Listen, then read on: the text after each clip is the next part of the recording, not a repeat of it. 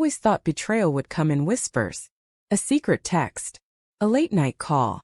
A scent of cologne that wasn't mine. But when it came, it wasn't hidden. It was announced like a toast at a family dinner. That night, laughter echoed around the table.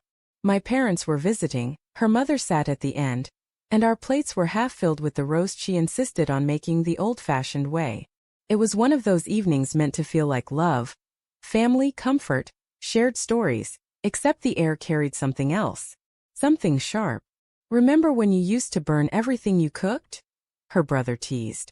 Everyone laughed except me. I just smiled faintly, my eyes fixed on her.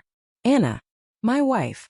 She was radiant that night, her hair loose around her shoulders, her laugh light. But beneath the surface, I'd felt it for months, the distance. Her phone turned face down. The quick replies that ended with "busy, talk later." The scent of a man's cologne on her jacket once, brushed off as a coworker's hug. I didn't say anything then. I told myself I was imagining things. That love, like faith, required a little blindness. Then came the moment that shattered the illusion. It started with a harmless topic, her family reminiscing about old friends. Someone mentioned Ethan. Her ex. "Oh, Ethan," her mother said fondly, sipping her wine. "He was always so polite. What's he doing these days?" Anna smiled, not awkwardly, not with discomfort, but warmly, like remembering something precious. "He's doing well," she said softly. "We talk sometimes. He's been going through a rough patch." I felt my stomach tighten. My mother glanced at me, a flicker of curiosity in her eyes. "You still talk to him?" she asked gently. Anna nodded, her tone casual. "Of course. My ex will always be part of my life." The words fell into the room like a thunderclap. For a moment nobody spoke. The clinking of silverware stopped. My father coughed awkwardly. And I just sat there, every nerve in my body screaming to say something, to react, to ask her what the hell she meant by that. But I didn't. I smiled. Slowly. Carefully. And said, "Well, that's interesting, Anna. I didn't know we were keeping parts of our pasts alive in our marriage. Should I start calling my exes too?" The table went silent.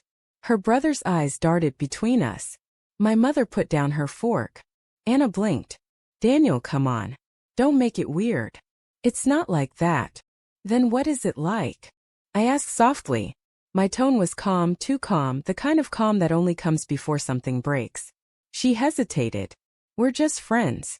You know that. I've told you before." "No, you haven't," I interrupted. My voice was still steady.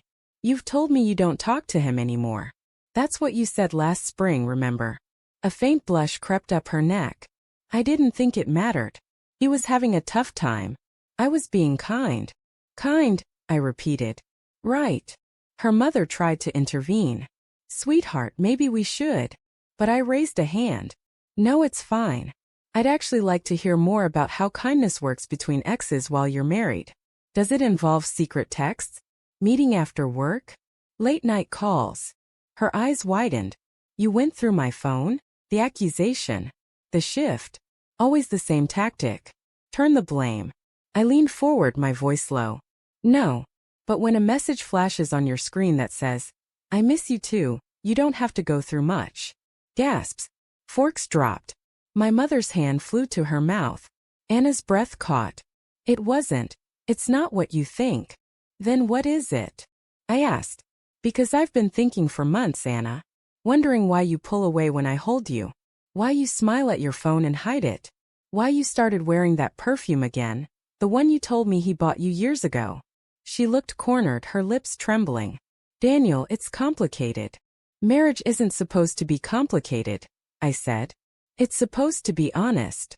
Silence hung heavy, pressing down on everyone. Her mother looked down, ashamed. My father shifted uncomfortably. Finally, Anna whispered, "It wasn't an affair. I just needed someone to talk to. You've been so distant lately, so focused on work." I laughed bitterly. "So I pushed you into his arms? Is that what you're saying?" Her voice cracked. "No. I didn't think it would go this far." My chest tightened. "Go this far." "So it did go somewhere," I said, the words scraping out like glass.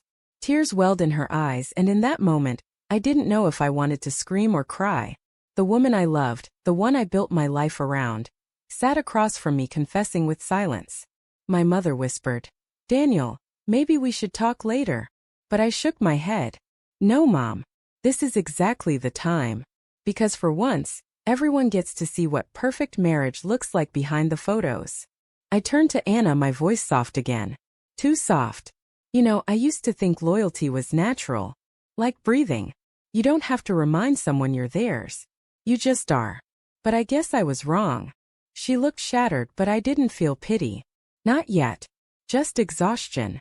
I stood up, grabbed my glass of water and said quietly, "You said your ex will always be part of your life, Anna. That's fine. He can have that part. I won't compete for it anymore." And then I raised my glass, not in toast but in farewell. To the parts of ourselves we lose when we choose someone who doesn't choose us back. No one moved. No one spoke. The only sound was the slow ticking of the dining room clock. I walked out. Later that night, when the anger cooled and the house was silent except for the rain against the window, she came to our bedroom. Her voice was hoarse. "Daniel, please. I made a mistake.